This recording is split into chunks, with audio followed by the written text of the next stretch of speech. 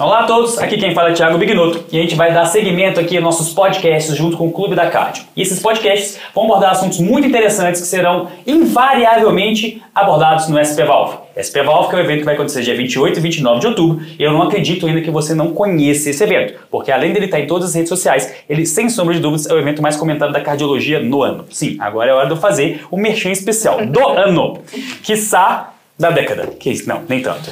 Mas enfim, estão aqui com a gente, parceiros do nosso evento também, o Clube da Cardio, aqui representados em pessoa, e temos um convidado especial, intervencionista, para trazer aspectos que nós vamos discutir sobre o TAV, estenose aórtica e TAV. Vários aspectos, vários conceitos que você vai utilizar no seu dia a dia, vai pegar aqui com a gente e vai sair aplicando na sua prática diária. Aqui comigo, Yasmin e Luiz, eu vou deixar eles apresentarem o nosso convidado. Olá pessoal, eu sou Yasmin. Hoje eu estou aqui com o Dr. Mariani. O Dr. Mariani, que é um cardiologista intervencionista, ele é coordenador médico da equipe de cardiologia intervencionista do Hospital Albert Einstein. Ele é coordenador da cardiologia também intervencionista da Santa Casa de São Paulo, professor assistente da Faculdade de Ciências Médicas da Santa Casa de São Paulo, doutor em Medicina pela Faculdade de Medicina da USP. Seja bem-vindo, doutor Mariani. É uma honra aqui estar com você e com o mestre Thiago Bignoto, junto, claro, com o Luizão. Seja bem-vindo, doutor Mariani. Obrigado, Luiz. Obrigado, Thiago e Yasmin. É um privilégio meu poder estar aqui, ainda mais para poder participar nesse super evento que vai acontecer agora em outubro, né? Então, eu estou muito lisonjeado, especialmente para falar sobre esse tema, que é um tema palpitante, é um tema que brilha os nossos olhos no momento. Estenose aórtica virou a menina dos olhos agora da cardiologia, né? É isso aí. Depois desse currículo extenso que a Yasmin leu, doutor Mariani, eu queria, antes da gente se aprofundar um pouco mais nos aspectos técnicos do TAV, eu queria fazer uma pergunta, aproveitando aí sua expertise no tema. Gosto de pergunta assim, vamos lá. Direto, surpresa, exato. A gente faz consultório de cardiologia e tudo mais, e às vezes a gente fica na dúvida, né? Quantos procedimentos um hemodinamicista precisa fazer para ele estar apto a realizar mesmo o procedimento do TAV? Como que é a curva de aprendizado? A curva de aprendizado. Isso é fundamental, essa pergunta, porque é o seguinte, é muito difícil medir coisas, né, esse tipo de coisa. Quer dizer, como é que a gente faz para construir uma métrica para dizer se este ou aquela pessoa, frente a um procedimento que precisa de um procedimento cirúrgico, uma intervenção, o que a gente usa de métrica para poder saber se ele está preparado ou não? Não existe isso. Bem como, infelizmente, os serviços tradicionais de residência em hemodinâmica e cardiologia intervencionista que fazem esse tipo de procedimento, ele possibilita que o residente que está fazendo esse programa regular de treinamento veja e participe. Mas raramente ele sai habilitado a fazer isso. Então, a Sociedade Brasileira de Hemodinâmica e Cardiologia Intervencionista, em parceria com a Sociedade Brasileira de Cirurgia Cardiovascular, criou um programa. E eu tive o privilégio, lá nos primórdios, de ter participado da criação desse programa. Então, nós não sabemos se esta é a métrica ideal. Mas no que diz respeito ao cardiologista intervencionista, o que é o ideal seria que ele tivesse, portanto, terminado o seu treinamento regular em hemodinâmica e cardiologia intervencionista, passe por um processo de treinamento através de aulas, através de um curso oferecido pela SBHCI, mais hands-on em cada um dos simuladores que contemplam são pelo menos 8 horas de treinamento em hands-on, e a comprovação que você tenha participado com proctor de pelo menos 10 procedimentos transfemorais.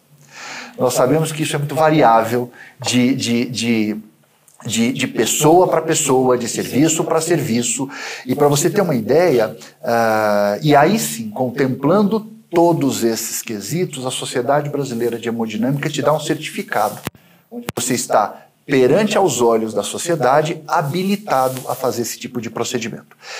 Esses cursos hoje eles estão crescendo cada vez mais, esse é um programa muito intenso da SBHCI e da Sociedade Brasileira de Cirurgia Cardiovascular, mas nós temos aproximadamente 1.100 a 1.200 cardiologistas intervencionistas no Brasil.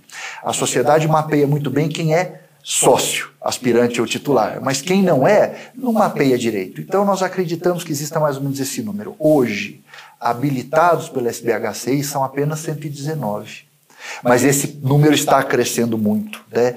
Então foi assim que a sociedade enxergou como é que eu posso fazer aos olhos da sociedade para te habilitar a fazer esse tipo de procedimento. Ele passa por esse treinamento.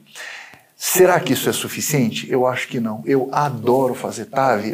A gente estava conversando num outro momento, eu terminei a minha residência de hemodinâmica quando o primeiro procedimento de TAV foi feito.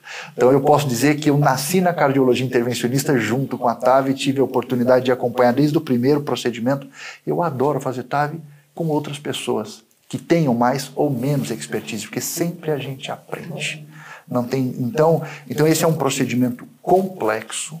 Esse é um procedimento que a gente brinca, né? A gente fala para os nossos residentes e fellows, quando você faz uma TAV, você usa absolutamente tudo e mais um pouco que você aprendeu durante todos esses anos. É um procedimento que requer realmente um treinamento e uma expertise.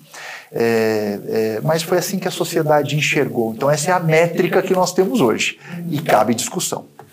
E eu achei essa pergunta muito interessante. Inclusive eu quero fazer as perguntas, não é na questão nem de levantar polêmica nem nada, longe disso. Mas a gente viu que nos Estados Unidos há um tempo atrás, bolaram um modelo de formação médica um pouco diferente, que eles chamaram de híbrido.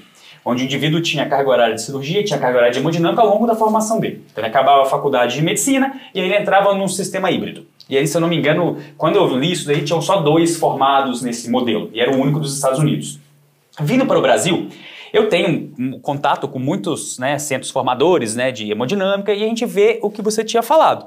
Você tem ali 2 anos de formação de cardiologia intervencionista, em geral, e aí depois ele se propõe a fazer alguma coisa específica nessa área. E aí ele pode ser, né, autorizado ou chancelado, tem várias expressões, pela Sociedade Brasileira de Cardiologia Intervencionista, né, de hemodinâmica, SBHCI. Mas isso não é um RQE, né? A gente sabe que isso não tem peso de RQE, isso não, teoricamente, todo médico é habilitado a fazer o que ele quiser, então isso é um tipo de controle. O senhor acredita que é um caminho o modelo híbrido? O senhor acredita que, não, nós precisávamos até de 1 ano a mais de experiência para esse profissional lidando só com cardiopatia estrutural e intervenções mais complexas, visto que você mesmo falou que é um procedimento muito complexo? O que você acha que é o caminho ideal? Óbvio, a gente não vai afirmar. Opinião pessoal. Eu acho que esse modelo híbrido veio para ficar, porque a medicina muda. Então nós temos que mudar, e nós temos que mudar a maneira que a gente treina nossos residentes. E a medicina está se tornando cada vez menos invasiva, cada vez mais minimalista, e a gente começa isso lá atrás vendo a cirurgia geral. Hoje o pessoal faz vídeo e etc, e robótica, etc, e a cirurgia cardíaca seguiu esse mesmo modelo, e eles também tornaram isso, mudaram a estrutura da cirurgia cardíaca do Brasil. E eu acho isso extremamente positivo. Porém, fundamental para que quer seja o cardiologista intervencionista, quer seja o cirurgião cardíaco ou qualquer outro especialista, ele tem que ser bem treinado para fazer este procedimento. Então, se eu fosse cirurgião geral e quero fazer agora a cirurgia robótica, eu tenho que ser muito bem treinado para fazer a cirurgia robótica. Se eu quiser fazer um procedimento cirúrgico, eu tenho que ser bem treinado para fazer esse procedimento cirúrgico. E esse é o caminho que a cirurgia cardíaca encontrou para poder também expor os seus jovens cirurgiões cardíacos a esta modalidade nova que veio para ficar. Sendo bem treinado, ganhando expertise, principalmente podendo receber o auxílio, a ajuda, o proctor de outros colegas, eu acho que é tudo muito bem-vindo. Quem vai se beneficiar com isso é o paciente. Exato. A gente falou isso num podcast que a gente já fez aí, vocês vão acompanhar. Aproveita e procura a nossa rede social, tem mais de um podcast rodando aí. A gente falou sobre isso, né? O objetivo final é o paciente. A gente aprende bastante junto, a gente ganha, mas quem ganha mais, sem sombra de dúvida, é o paciente. Perfeito. Agora, a curva de aprendizado, nós já entendemos que ela necessita de um longo período, porque é um procedimento muito específico.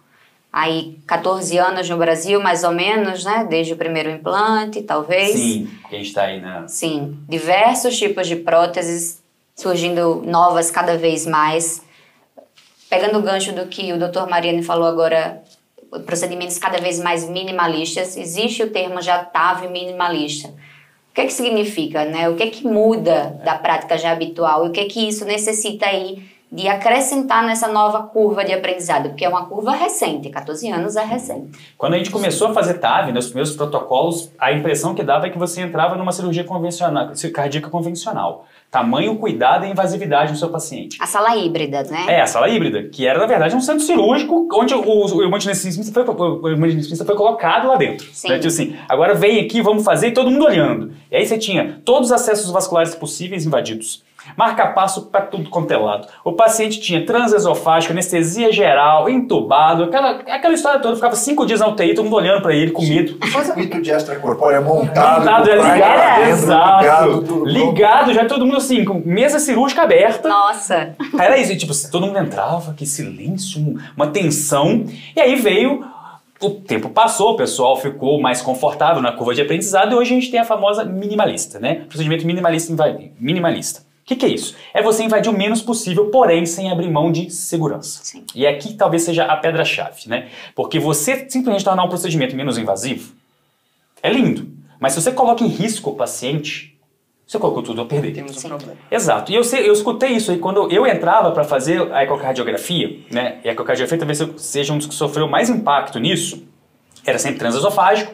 Aí você chegava na sala de hemodinâmica, olha, a gente vai fazer então com sedação e ecotranstorácico. O ecocardiografista ele fica meio constrangido às vezes de virar e falar assim, não dá para fazer. Você acaba interferindo direto na conduta que está sendo tomada ali. E uma vez eu escutei isso de um colega que era intervencionista que falou para mim assim, olha, Thiago, se você em algum momento achar que você vai me falar, antes de falar para todo mundo que eu já vou resolver já. Quando eu vejo já entubou, já está com o transesofágico, pode começar. Porque eu não quero arriscar a segurança do paciente. Sim.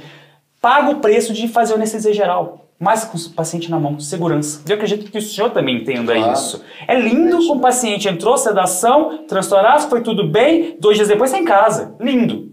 Só que se você arrisca, você pode perder o paciente num processo desse. Sim. E a gente vê que em pacientes estáveis, tudo lindo, você consegue fazer um rastreio legal pelo transtorácico durante o procedimento. Você consegue fazer um acompanhamento, mas em pacientes complexos, multivalvar, cheio de doença, você não consegue essa segurança num transtorácico. E aí sim, você tem que dar um passo atrás, invadir um pouco mais para ter mais segurança. Hoje, a gente tem isso. Qual é o protocolo? Tentar ser minimalista. Então, sedação leve para esse paciente, ecocardiografia transtorácica, um screening muito bem feito, né? Uma discussão de heart muito bem feito, ninguém chega ali para descobrir as coisas na hora. Todo mundo já sabe característica hemodinâmica daquela válvula, quantidade de cálcio, aonde tem o cálcio, para onde está o cálcio, se é assimétrico, se é assimétrico, ninguém descobre isso na hora. Isso tudo já está pronto. Sim. Aí você chega ali com essa confiança, você consegue acompanhar. E para que o eco intraprocedimento existe, né? Que eu acho que vale a pena a gente falar sobre isso. Ele existe basicamente para evitar complicações ou sinalizar que ela aconteceu, para que seja tomada uma medida rápida. Então, por exemplo, ele foi fazer o procedimento, colocou um catéter dentro do ventrículo esquerdo, aquele catéter rompeu uma corda. Eu, que é o cardiografista, vou falar, olha, esse mitral aumentou, alguma coisa está acontecendo. Ou então, eu estou vendo a corda aqui, ó, você está encostando na corda, calma, não me manipule aqui, tira e faz de novo. Olhar pericárdio, tem derrame pericárdio prévio? Porque se alguma coisa acontecer durante o procedimento, a gente manipula ali, né, raiz de aorta, região muito friável às vezes, né? Se você faz um movimento que não está muito ali dentro do esperado, você pode romper. Não é ruptura de anel, que é um procedimento com uma complicação bem mais grave, mas algum tipo de ruptura que leve a sangramento para o espaço pericárdico. E o cardiografista já fala, ele evita uma parada cardíaca. Ele fala assim, olha, está acumulando líquido no saco pericárdico, todo mundo já fala dreno, o paciente nem parou, mas você já contornou. Então, o intraprocedimento, o segredo do eco não é mais discutir o procedimento em si, é ver a complicação. Olha, está acontecendo ou está para acontecer? Sim. Para você ter segurança de resolver. A indicação, ela já foi feita antes, não é aquele momento. Não tem ninguém ali discutindo gradiente. Calcula para mim a área valvar. Para quê? Não é o momento mais. Exato, já foi. Eu como uma ecoblasto, tenho um cardioblasto, né? Ecoblasto, mais uma expressão que eu aprendi hoje. Ecoblasto. Então, eu tô com inveja. Eu tô com inveja dessa Gostei desse ecoblasto. Então, ecoblasto. O que é que o ecocardiografista ali do intraprocedimento, os principais pontos? Pericárdio, válvula mitral, contratilidade segmentar. Esse é o segredo. Por quê? Perfeito. A gente discutiu isso também em outro podcast, já fica mais uma dica para você ir lá, que uma das maiores complicações é a obstrução de coronária. E ela acontece às vezes não por causa da prótese, mas por causa do folheto mesmo, nativo do paciente, que é rebatido. Se você conhece que não tem alteração segmentar, abriu a prótese e apareceu alteração segmentar, você não tem dúvida. O problema está em oclusão de coronária. Sim. E muitas próteses, a gente sabe que pode ser reposicionada, recolocada. Esse momento você fala assim, parou, eu estou vendo que é uma alteração segmentar. Peraí, tem alguma coisa acontecendo. Você vai lá, você pode até conferir com contraste, né? Fazer o acompanhamento angiográfico, mas você já tira a prótese. Você fala, não, se ele me afirmou que a parede anterior parou, eu já vou retirar a prótese e vou ver o que está acontecendo. Muito provavelmente. De colocá-la, proteger a coronária. Exato. Antes de colocá-la, proteger você fala, olha, eu vi, você resolve a coronária, você consegue fazer, né? Você coloca lá o stent, ele já fica posicionado. Nós vamos chegar lá. Abre. Você abre. Eu acrescentaria, outra coisa. Nós não precisamos mais saber do gradiente prévio, mas é importantíssimo você me dizer o gradiente pós-implante, porque olha, o procedimento pode ter sido minimalista ou ultra minimalista, que na hora certa a gente pode discutir as diferenças entre eles. O procedimento pode ter sido um sucesso absoluto, pode ter durado 20 minutos, o paciente pode ter alta daqui 24 horas. Mas após o término do procedimento, se o gradiente transvalvar ficou maior ou igual a 20, isso é um insucesso pelo Valve Academic Research Consortium. E o paciente pode evoluir muito bem, mas isso é um insucesso. E alguma coisa precisa ser feita antes de tirar esse paciente de sala. Geralmente é pós-dilatar essa válvula para crescer um pouco mais, ou então houve um pré-planejamento errôneo, escolheu-se o tipo errado de prótese a ser colocado, mas eu acho isso fundamental e pouco discutido como insucesso. A gente discute tanto complicações de oclusão de coronária e derrame pericárdico, mas o gradiente é importantíssimo. Vamos saber. Legal. E existe uma pressão, isso aqui tá com esse papo de ecoblasto, assim que abre, todo mundo da sala olha pra você. Qual o gradiente? E agora? Aí você assim, só um minuto, a pessoa espera 2 segundos, assim, qual o gradiente? Isso. Então já fica o recado para os intervencionistas, calma. Dá uma certa emoção. Então eu tô vendo aqui que as características das próteses são muito importantes também. Sim. Temos aí as autoexpansíveis, balão expansível, pericárdio bovino, porcino, infinitas possibilidades. Vamos tentar situar quem não é hemodinamicista, por exemplo, que vive realmente esse dia a dia. Como que estamos atualmente no Brasil? Qual que é a nossa realidade? E como que a gente pode, assim, guiar numa forma mais ampla essa escolha? Eu falo o estilo, o Mariana arremata com detalhes técnicos de cada prótese. Perfeito. Basicamente a gente divide em 2 grandes grupos, né? A autoexpansível e a balão expansível. E aí, teoricamente, nós temos marcas e dispositivos dentro de cada um desses, que o Mariane vai matar no peito e fazer o gol pra gente. A balão expansível, ela, pelo próprio nome que ela disse, você entra com ela dentro de um balão que não está insuflado, posiciona no local certo e abre ela com um balão. Ela vai lá e se ancora naquele anel calcificado. Tá. A autoexpansível eu não preciso do balão. Eu vou lá, coloco a prótese dentro e assim que eu solto ela já, por memória térmica, ela assume uma configuração onde ela encosta na parede. Ambas as próteses têm um contato com a parede, mas elas têm uma relação de força radial um pouco diferente. Tá? Então, a autoexpansível, ela teoricamente, ela fica forçando a parede por uma natureza dela. A balão expansível não, eu que empurro ela na parede. Qual que é o maior problema aqui? A autoexpansível, se eu fizer uma mensuração errada, eu posso romper um anel. Porque eu vou lá com um balão, vou empurrando até arrebentar. A autoexpansiva, teoricamente, não. Mas a autoexpansiva, ela mantém uma força radial maior na parede, o que aumenta uma chance, por exemplo, de um bloqueio de ramo ou até mesmo necessidade de marcar passo. Então, por isso que às vezes você tem que escolher o paciente como um todo. E cada uma dessas próteses, de acordo com a companhia, tem suas características. Né? E aí, não tenha dúvidas que aqui nessa mesa, a melhor pessoa para falar isso é o Maria. É isso mesmo, e se a gente tem muitas próteses, significa que não tem uma prótese perfeita, Sim. né? É uma verdade. Nós ainda estamos buscando qual é a melhor prótese. Mas no Brasil disponível hoje, nós temos 3 modelos de balão expansíveis. Temos a Sapien 3 Sapien Ultra, da empresa Edwards, temos a Meril, a empresa Meril, que é a Maival, a prótese Maival da empresa Meril, e temos outros tipos, 5 outros tipos de autoexpansível. Evolute Pro, da empresa Medtronic, a Accurate Neo 2, da empresa Boston, a Pórtico, da empresa Abbott, e a Vinusei, da empresa Meditech. Cada uma tem sua característica específica. Eu ainda acrescentaria, além da balão expansível e autoexpansível, as que são intranelares e supranelares. As balão expansíveis são todas intranelares. A única e as autoexpansíveis são todas supranelares, exceto a pórtico. A pórtico é uma autoexpansível intraanelar. E a gente usa essas configurações atrelados aos dispositivos de liberação, mais os introdutores. Então, tem introdutores, tem próteses que precisam de introdutor um pouquinho mais calibroso, portanto, aquele paciente que tem uma doença vascular periférica, eu tenho que escolher a outra, e assim vai. O paciente que tem um anel pequeno, então eu não quero colocar uma prótese intranelar, quero colocar uma prótese supranelar. Um paciente que eu vou fazer um valve em valve, já tem uma prótese cirúrgica implantada, com risco de mismatch. Para evitar o mismatch, eu coloco uma prótese supranelar e assim nós vamos escolhendo. A outra coisa que é muito importante é a distribuição do cálcio. Cálcio excêntrico, cálcio para via de saída, aquele cálcio que pega paraseptal e paraarterial esquerdo em dente de sabre, ou aquele nódulo de cálcio que tem a ponta dele voltada para o anel, que eu costumo chamar que são a bala de ponto .40 de revólver apontado, são situações de alto risco para ruptura de anel.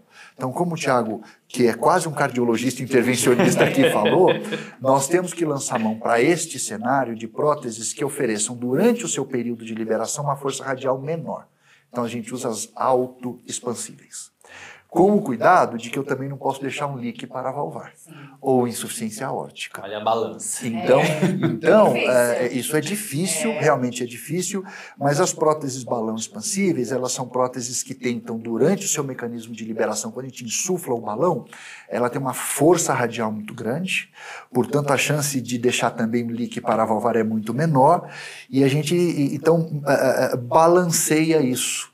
Quer dizer, distribuição de cálcio versus chance de ficar um leak paravalvar, uma insuficiência aórtica maior do que a gente gostaria, e baseado então na doença vascular periférica, aonde é a prótese, se é intranelar ou supranelar, distribuição de cálcio, risco de AOPR, a gente escolhe entre todas essas próteses. A altura de coronária, parece que tem uma prótese que tem uma menor chance de oclusão coronariana no seu sistema de liberação.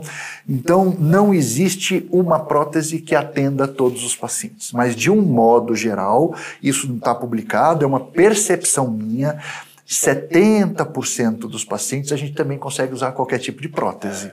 Tá? É uma grande maioria, o que é uma grande maioria, o que permite também você se dedicar, principalmente quem está no começo, se dedicar a um tipo específico de prótese. Sim. Olha, eu tenho mais segurança para usar uma prótese autoexpansível que me permite recaptura. Se porventura não estiver bem posicionado, eu posso, teoricamente, recapturá-la 3 vezes. Sim. Isso é muito bom. Né?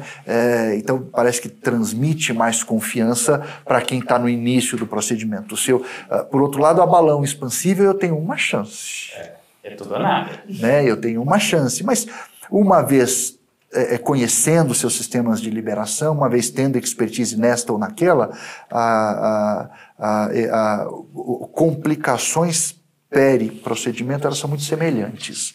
Elas, na verdade, ficaram muito semelhantes agora nos últimos, com as próteses mais modernas e com técnicas, com as novas gerações e com as técnicas de liberação e com ganho de expertise do pessoal. Agora, uma dúvida. Na prática, claro que depende de qual prótese está disponível no hospital em que trabalha, mas quem escolhe é o hemodinamicista? Seria o ideal. Seria o ideal. Às vezes é o diretor. Porque eu preciso ter, qualquer que seja, a autoexpansível ou uma balão expansível, Sim. independente da sua marca, para que eu possa contemplar todos esses cenários. Então, um paciente que tenha pouco cálcio, não tem insuficiência aórtica peri, eu devo usar uma prótese que vai me deixar sem insuficiência aórtica prévia e tendo pouco cálcio, ou uma distribuição de cálcio de baixo risco para ruptura de anel, uso uma balão expansível. Um paciente que tem uma anatomia complexa, um caso mais desafiador, uma distribuição de cálcio que denota alto risco para ruptura de anel, e se ele já tem uma insuficiência aórtica discreta peri, eu tenderia a usar uma autoexpansível. De tal maneira que eu deveria ter as duas, mas infelizmente algumas operadoras de saúde no Brasil afora negociam um único tipo de prótese, o que limita muito a escolha da equipe médica, e eu acho isso muito desagradável. Sim, difícil. Uma diferença externa aqui, né? Sim. Não deveria existir. Exato. O que vocês querem falar? Vamos embora. Acho que agora, complicações, a né? gente começou a falar dos tipos de próteses e muito se falou em complicações, né? Na hora da gente escolher por uma opção ou por outra. Quais são as principais complicações que a gente vê no pós-operatório de um paciente? Pós-operatório, entre aspas. Eu acho que hoje a gente fala de complicações em TAV com muito mais tranquilidade.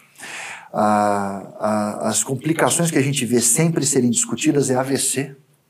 E hoje a taxa de AVC gira ao redor de 1,5% em pacientes com esta faixa etária de 70 anos. A gente vê oclusão de coronária, que existem preditores de oclusão coronariana, que a gente consegue então antecipar isso. Talvez por isso esta hoje seja uma complicação rara, 1% para menos. Ruptura de anel, que é uma catástrofe, porque romper o anel. Né? Transformar tem que converter para cirurgia, mas a chance de ter sucesso nessa conversão é baixíssima, porque é uma complicação catastrófica. E a gente fica discutindo distribuição de cálcio, mensuração, a importância da tomografia nisso é fundamental. Infelizmente, a gente se depara ainda às vezes com uma tomografia que não está bem feita. Isso é raro hoje, mas às vezes a gente precisa pedir para repetir essa tomografia, porque isso é fundamental. Mas pouco se discute na complicação que é mais comum, que é a complicação vascular. A complicação vascular é a principal causa de morbimortalidade no paciente desse tipo de procedimento. Então, saber manipular o acesso vascular é fundamental. Vocês todos já assistiram o procedimento TAV. Prestem atenção no tempo que a gente perde com acesso. Já viu a tomo, reviu a tomo, viu de novo e vai com ultrassom e às vezes precisa fazer uma injeção contralateral, marcar com um pigtail o local exato da punção, punciona, injeta, hiperclose, é fundamental, porque esta complicação que hoje reduziu bastante, porque diminuiu o tamanho dos introdutores com as próteses mais modernas, mas ela hoje pode chegar. Se a gente considerar a complicação vascular importante, tipo sangramento BARC 3,5, pode chegar a 3 a 3,5%. E se considerar fístula arteriovenosa, se considerar pseudaneurisma ou sangramentos menores, ela pode chegar a 8%. Exato. Ela pode chegar a 8%. Então, esta é a principal complicação. E às vezes a gente fica pensando apenas no local onde foi colocada a prótese, porque o introdutor é grande. Mas lembre que a gente tem um outro acesso femoral, que também tem complicação, e é onde entra o conceito da TAV minimalista. Então essas são as complicações mais temerárias, né? Complicações vasculares, AVC, oclusão de coronária, ruptura de anel, e atualmente isso quase não se fala mais, Luiz. Mas a gente, quando começou a fazer TAV no Brasil e no mundo, a gente não tinha uma corda guia que dá sustentabilidade para levar a TAV dedicada a isso. Então nós precisamos de uma corda guia de suporte bom, porque é um sistema pesado, diferente de um catéter que faz CAT e angioplastia, né? E ele não era dedicado, então ele não tinha aquela volta de segurança e ficava um guia pontiagudo dentro do ventrículo esquerdo e às vezes acontecia a perfuração do ventrículo esquerdo. Com esse guia hoje dedicado, ele é um guia que tem, ele tem voltas, parece o pigtail, aquele catéter pigtail, né? Que é feito exatamente para também proteger quando faz a ventriculografia. Então ele diminuiu muito, praticamente aboliu esse tipo de complicação, que era a perfuração do ventrículo esquerdo. Mas o cuidado com o acesso vascular é fundamental. E aí vem aquilo que a gente estava conversando agora há pouco, da necessidade de treinar. Todo mundo fica falando, eu quero escolher a prótese, eu quero escolher a TAV, qual prótese eu uso. Isso é importantíssimo. Mas manejar o acesso vascular é tão importante. Ou mais, porque é a principal causa de complicação. E é interessante, né, que o perfil do paciente que faz o TAV, que é um paciente de alto risco cirúrgico, é o que tem maior risco de sangramento, sangramentos maiores, né? Exatamente. Então, já acrescenta ainda mais. O senhor estava pensando nisso, porque a gente lida, né, com pós-operatório de cirurgia cardíaca e são pacientes que sangram muito fácil. Frágeis, exatamente. E, então, é a maior complicação e nesses pacientes em si, mais ainda. Realmente. Agora, em relação à obstrução de coronária, a gente tem cada vez mais novas técnicas, né? Podemos deixar um stent lá já posicionado. Sim. O melhor, eu falo sempre isso, o melhor tratamento para obstrução coronariana é não deixá-la acontecer. Então a gente tem o pré-planejamento que é fundamental. Então existem alguns dados anatômicos que precisam ser contemplados, isso não é só pelo cardiologista intervencionista, mas pelo radiologista que faz a tomografia para nós, eles são brilhantes, nos ajudam muito, que diz respeito primeiro à altura de coronária. O que oclui a coronária não é a prótese, mas é o folheto que é esmagado na prótese, né? Então, tem autores que consideram 10 milímetros, tem autores que consideram 12 milímetros do anel valvar para o início da porção mais inferior do ósseo da coronária. Não é o meio nem em cima. Para a porção mais inferior, né? 10 ou 12 milímetros. O seio de Valsalva, né? O seio menor ou igual a 30, quer dizer, o paciente que é pouco seiudo, a válvula, quando é esmagada, não tem onde acomodar e ela vai subindo. Então, essa é uma condição. Valve em valve também é um procedimento de risco para a oclusão coronariana. Acontece mais no valve em valve. Acontece mais no valve em valve. Inclusive, quando o paciente tem a válvula cirúrgica previamente colocada, a tomografia nos dá esse dado, a distância da válvula para o ósteo coronariano, que nós chamamos valve to coronary, ela tem que ter, se ela tem menos do que 4 milímetros, ela é um preditor elevadíssimo de oclusão coronariana. Então tem técnicas hoje dedicadas a tratar esse valve em valve, uma delas é a basílica, que é cortar, dificílima de fazer, e a presença de calcificação no seio esquerdo. A coronária que mais fecha é a coronária esquerda, e quando a calcificação está muito localizada no seio esquerdo, empurra o cálcio para cima e também produz oclusão coronariana. Conhecendo isso de antemão, eu posso escolher o tipo de prótese. Tá. Eu posso escolher uma balão expansível, eu posso escolher uma autoexpansível. Tem hoje um tipo de prótese autoexpansível que tem uma coroa inferior que tende a segurar a subida dessa válvula nativa quando ela é esmagada. E no frigir dos ovos eu ainda posso deixar a coronária protegida. Então, antes de liberar a TAV, através de um outro acesso vascular, a gente identifica qual é a coronária de mais alto risco, nós chamamos de técnica de chaminé. A gente cateteriza a coronária, põe um stent lá dentro do tronco e deixa ele lá dentro, tira o catéter guia fica balançando aqui na aorta e o stent fica lá dentro. Por quê? Porque se ocluir a coronária, como é a válvula que fecha, eu não consigo entrar depois, eu não consigo furar depois. Então por isso que você vem de dentro para fora. Tá. Então assim que a gente faz a liberação da TAV nesses pacientes de alto risco e se diagnostica através da ortografia ou mais rapidamente ainda através do ecocardiograma a possibilidade da oclusão coronariana, a gente só puxar um pouquinho o stent e libera. É impressionante. Resolve na hora. Parece que o paciente que está morrendo vive, né? Mas existe nisso um problema. 30% das oclusões coronarianas não acontecem no procedimento imediato, acontece nas primeiras 24, 48 horas. Quando ela está se posicionando. Quando a TAV, principalmente as próteses de nitinol e as autoexpansíveis, elas continuam se acomodando lentamente, mas continuam se acomodando, com o tempo vão aumentando um pouco a força radial, fazendo com que aquele folheto aos poucos vá subindo. Então, tenho colegas que falam o seguinte: olha, se a coronária é baixa e eu liberei a TAV de alto risco para oclusão coronariana e eu deixei um stent lá dentro, ele põe um stent. Se chegou nesse ponto, né? Se chegou nesse ponto, ele põe um stent. Isso, são poucas pessoas que fazem isso, mas eu não acho isso de todo mal. Eu não tenho o hábito de colocar, porque por outro lado, se também não ocluiu na hora, eu tenho espaço para entrar lá depois se precisar. Né? Fica meio crônico, né? Tipo, fica uma lesão crônica, exato. Você consegue acessar. Não é fácil. Mas... E a apresentação clínica desses pacientes é síndrome sem supra. Exato. Então, não fechou na hora, se eu precisar tratar depois, eu sei que eu tenho espaço para entrar lá depois. Então, eu e a maioria dos colegas, quando usam desta estratégia, não produziu oclusão coronariana, na hora a gente tira o stent e deixa fora. Eu tive que 6 meses depois para voltar para a mesa para poder 6 colocar meses, né? Olha, isso é uma raridade. Exato, Publicável, exato, mas inclusive, né? Isso é bom para publicar essas coisas assim. Impressionante. Já tive BAVT 1 mês depois do procedimento em casa. Cara. Nossa! Véspera de Natal, uma delícia. E com relação às estratégias de proteção contra AVC, a gente sabe que já existem hoje algumas técnicas aí descritas para novo, hein? colocação de filtro em tronco baxcefálico, carótida comum esquerda. Super entusiasmante, para não dizer o contrário.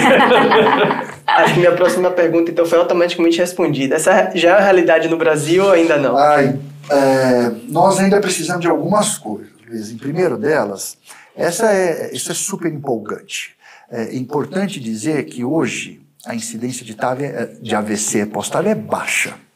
Nesses pacientes mais jovens, portanto com menos calcificação no folheto valvar, hoje não passa de 1,5%. Naquelas séries de até o Partner 2, de pacientes de 80 anos de idade, isso ia para 3,5%, 3,5%. Né? Então isso reduziu pela metade, o que já passa então a ser um evento, eu vou considerar como pouco provável de se acontecer. Isso é uma coisa.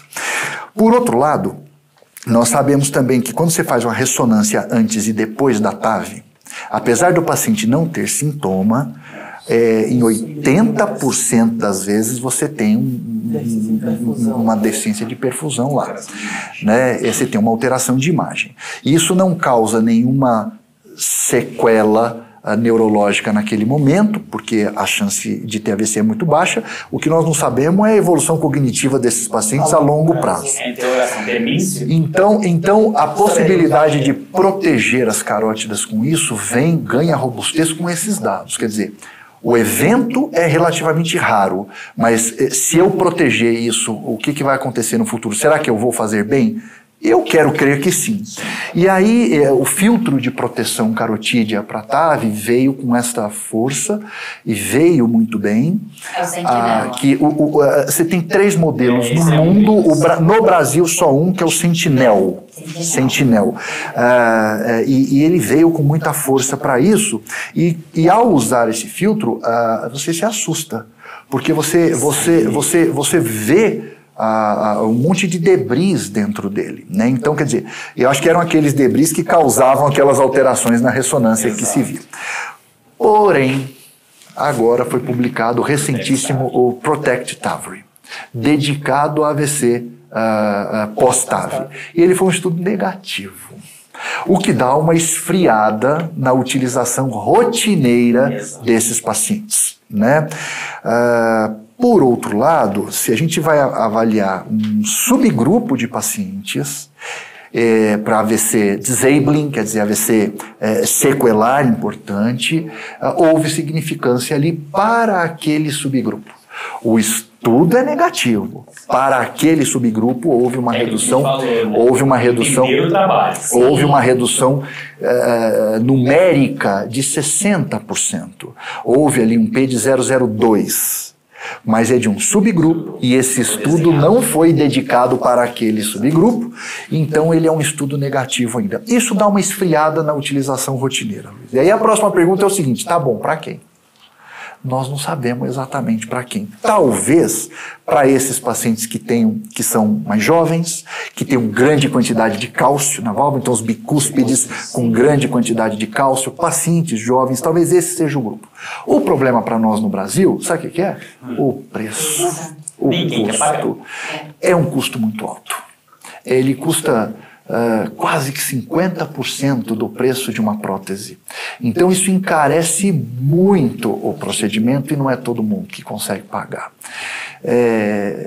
Se a gente for contemplar os dados do Protect TAVR, junto com o custo desse procedimento no Brasil, o NNT para nós seria de 125. É alto. Muito alto.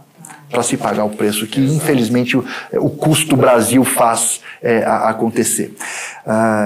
Então, isso dá uma esfriada, pelo menos aqui no Brasil, na necessidade, ou seja, na obrigatoriedade de você utilizar rotineiramente em todos os pacientes, mas nós ainda precisamos saber, e esse estudo foi uma pista para isso, ele levantou uma hipótese para isso, ele apontou para um lado, né? E talvez a gente vai precisar aí identificar verdadeiramente qual é o melhor subgrupo que vai poder gastar isso e trazer um real benefício para nós, né? É isso. Ele é colocado apenas pela radial direita. Então, se porventura, ou por dissecção da braquial, só pelo braço direito. Então, se ele não tem este acesso vascular, nós não vamos poder usá-lo. Em relação ainda às complicações, acho que a necessidade do marca-passo definitivo seria aí para fechar esse bloco. A gente já está com, até um certo ponto, assim, a gente conhece bem o perfil do paciente de alto risco, né, para marcar passo definitivo.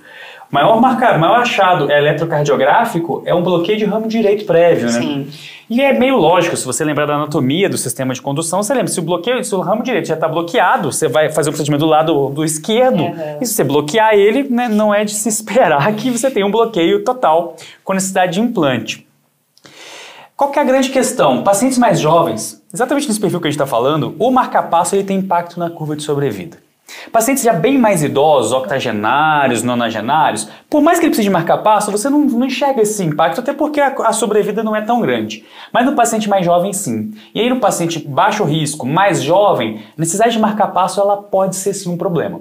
Marca-passo ou até mesmo apenas o BRE novo. Exato. O BRE leva a desincronia ventricular, né? Isso aí pode levar a perda de fração de ejeção progressiva. A gente vê isso daí acontecendo. Então, assim, você tem que mapear esse paciente, isso aí é feito também da mesma forma, no pré-procedimento, você não vai discutir isso na sala de procedimento mais. Sim. Tipo, ali atrás você vai pensar assim, beleza, eu tenho um paciente de alto risco, coloco na balança, entre cirurgia e TAV, é igual? É. E eu tenho alto risco de marcar passo, talvez valha a pena você dar preferência à cirurgia convencional nesse paciente, se ele for mais jovem, baixo risco. É verdade. Os mais fortes preditores, como você falou, BRD e o BAV de primeiro grau novo.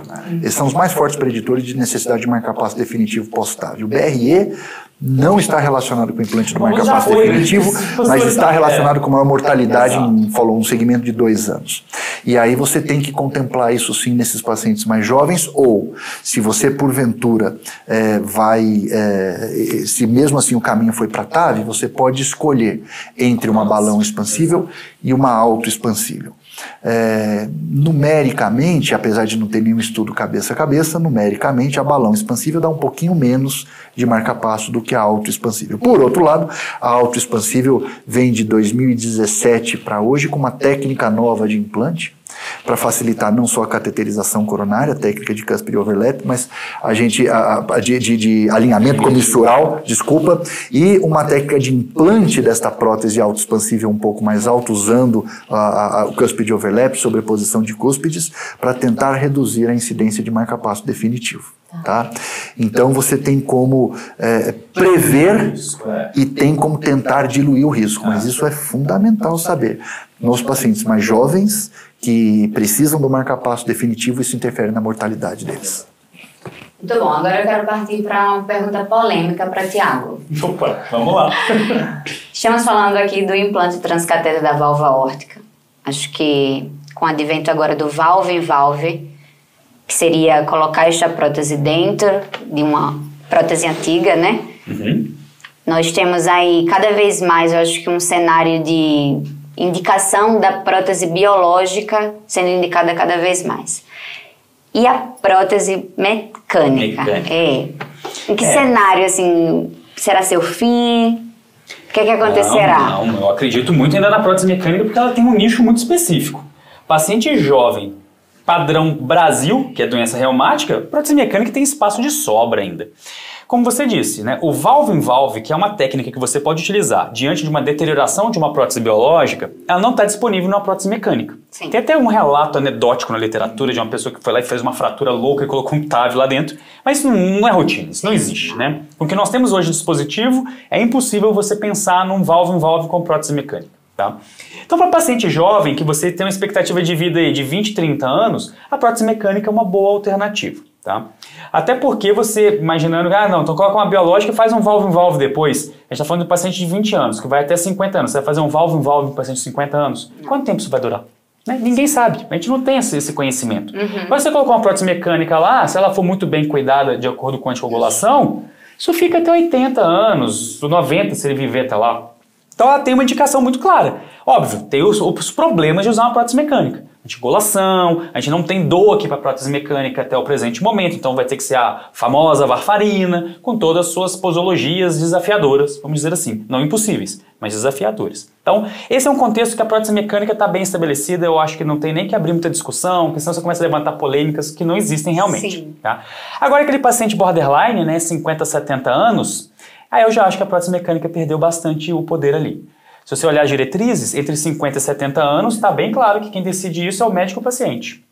Mas eu acho que agora a prótese mecânica ficou para a segunda linha nesse público. Porque aí sim, você tem lá um paciente de 60 anos, uma prótese biológica, isso deve durar ali seus 15, 20 anos, você tem a alternativa de um valve-in-valve nesse contexto que você não teria no outro cenário, né? Concorda, Maria? Acho que hoje passados seus 60, 70 anos, se necessário for, após os 50 anos provavelmente, uma prótese biológica justamente para possibilitar isso, mas aí a gente tem que tomar cuidado com outra coisa, com mismatch. Porque quando você tem uma prótese biológica, eu vou fazer um valve-in-valve, muitas vezes a prótese, a área valvar efetiva, ela é um pouco menor do que a que foi aferida pelo cirurgião, porque a prótese cirúrgica tem a área valvar e tem o coxim para que ele possa suturar. Por isso, a área valvar efetiva imediatamente pós-procedimento, quando comparado da válvula cirúrgica com a TAV, ela é maior, porque na TAV ela não tem esse coxim para o cirurgião suturar. Mas, às vezes, o anel que já era relativamente pequeno, mais a prótese que o cirurgião precisou colocar, ficou pequeno demais. Se eu precisar fazer um valve-in-valve, de novo, pode ser um sucesso absoluto, mas o gradiente transvalvar, se ficar maior do que 20, isso é mismatch e é insucesso. Então, impacta na sobrevida. Impacta na sobrevida. Então, é fundamental que hoje, além disso, o cirurgião também escolha uma prótese fraturável. Porque a gente consegue, dependendo do tipo de prótese, ou expandi-la ou fraturar esta prótese, para depois colocar a prótese da TAV fazendo o valve-in-valve, e aí sim a gente conseguir uma área valvar boa com gradiente transvalvar menor do que 20. Então, a escolha da estratégia, eu vou colocar hoje uma prótese biológica para no futuro, se ela degenerar, eu fazer o tratamento com TAV, é possível, mas por favor coloque uma prótese fraturável, principalmente se o anel for pequeno. A medicina é incrível, né? São tantas opções. É isso mesmo. Meus olhos brilham. Aproveitar que você falou sobre prótese mecânica e levanta a bola, né, sobre anticoagulação, seria legal falar de antiagregação, né, e anticoagulação nesses pacientes, que também está bem na discussão, né? E aí é legal até pra gente trazer um resumão disso, porque eu acho que a gente consegue tornar isso bem prático, né? Eu tô falando pra falar que todo mês eu recebo pergunta disso no Instagram. E aí, o que você sugere? Eu uso o que aqui nesse paciente? Posso usar DOAC? Não pode usar DOAC, né? Era a próxima pergunta. Era a próxima, então. Quando surgiu a ideia, né, de você fazer TAV, isso veio da hemodinâmica da dupla antiagregação plaquetária. A S-clopidogrel pra todo mundo. É empírico, isso aí, 1 ano. Mantém 1 ano igual o stent. Põe aí, 1 ano. E todo mundo mantinha. É tudo um ano, né? Todo um ano, exato. 1 ano. Por que 1 ano? Porque 1 ano, 12 meses é o ideal. Cabalístico. Aí o pessoal começou a ficar mais ousado, 6 meses tirava 1, né? Igual foi com coronária também. O que nós temos hoje, né? Num cenário ideal, onde o paciente não tem indicação de anticoagulação, então o paciente não tem FA, não tem nada que precise, você vai utilizar a dupla antiagregação no procedimento e na sequência ele usa só um antiagregante. Okay? E fica ali, tem trabalho, tem noção de 3 meses você pode tirar tudo nesses pacientes. Né? Mas o que nós temos de evidência é que nesse período o ideal é manter 1. Ele precisa de tomar um anticoagulante. Ele tem FA, por exemplo. O que você vai dar para esse paciente? Ele já é anticoagulado. Antigamente o pessoal fazia anticoagulante mais a dupla antiagregação, que era tripla, viu que sangrava demais, não valia a pena, tirou um antiagregante e agora recentemente foi comparado e viu que só o anticoagulante era o suficiente nesse contexto. Você não precisa mais da antiagregação nesse paciente. Ah, Thiago, lindo então dá anticoagulante para esse paciente é bom. E se eu der esse anticoagulante sozinho para um paciente que não tem indicação de anticoagular? Você aumentou a mortalidade. Então, dar para ele um anticoagulante qualquer que seja, aumenta a mortalidade. E a próxima pergunta é, qual anticoagulante eu posso usar nesses pacientes? Qualquer um. É igual o desfecho entre a varfarina e o DOAC. Então, por comodidade posológica, paciente idoso, polifarmácia, policomorbidades, ele acaba recebendo um DOAC como primeira escolha. Né? Excelente. Muitas vezes a gente se depara com esses pacientes que fizeram angioplastia. Sim. Imediatamente pré-TAV. E aí muda só um pouquinho o que o Thiago falou. Se o paciente precisa receber anticoagulante e fez angioplastia, ele vai receber um antiagregante mais o anticoagulante por 6 meses, e aí depois você tira o antiagregante e mantém o anticoagulante. E o antiagregante preferencial seria o clopidogrel. Clopidogrel, só o clopidogrel. Só o clopidogrel. Sim. Se o paciente não precisa da anticoagulação, em vez da monoterapia antiagregante, você dá a dupla antiagregação, 6 meses, e depois tira e deixa a monoterapia, e às vezes a gente se depara com essa situação. E uma coisa que é super interessante é a evolução desse paciente que está apenas com antiagregante e começa a aumentar o gradiente transvalvar. Essa é uma complicação tardia, né? Então, o segmento ecocardiográfico que deve ser feito, idealmente no pós-operatório imediato, 30 dias, 3 meses, 6 meses, mas se a gente começa a observar o aumento do gradiente transvalvar, nós temos que tomar cuidado com trombose da prótese. O que existe, o ideal, existe a suspeita clínica, é a tomografia que faz o diagnóstico, ele tem uma sensibilidade melhor e, independente do que o paciente deveria receber lá no começo, o tratamento para essa situação é anticoagulante. Sim. É anticoagulação, né? E que, de um modo geral, resolve essa trombose. Digo até em clínico, se você não conseguir documentar tão bem essa imagem na tomo, você pode tentar e avaliar ele em 2 meses. Exatamente. Às vezes você melhora o gradiente, tá dado o diagnóstico de trombose. Deu até saudade da Ju agora, da tomografia. Acho que passeamos aqui pelos principais pontos mais específicos do TAV. Sim, eu achei legal porque isso aí complementa o outro podcast que a gente já montou sobre TAV. Então é muito conteúdo em relação a TAV. Sugiro que você assista com calma numa sexta-feira, uma taça de vinho, vai devagar e vai acompanhando. Faça ali seu resumo acompanhando com a gente. Se tiver dúvida, pode mandar pergunta que a gente responde, né? Tanto o Clube da Cardio quanto o Devalve Club. Uma verdadeira aula aqui com vocês. Sim, e lembro vocês, se você ainda não garantiu a sua vaga no SP Valve, provavelmente quando você estiver vendo esse podcast já vai estar acabando vaga, se é que já não vai ter acabado, né? Então, sugiro fortemente que você faça, porque lá você vai ver isso na prática, envolvido num novo conceito, que é o conceito do Heart Team 4.0, que se você ainda não sabe, vai lá, acessa o site, acessa pelo site do pessoal do Clube da Cardio, entra no link lá para fazer a inscrição, né?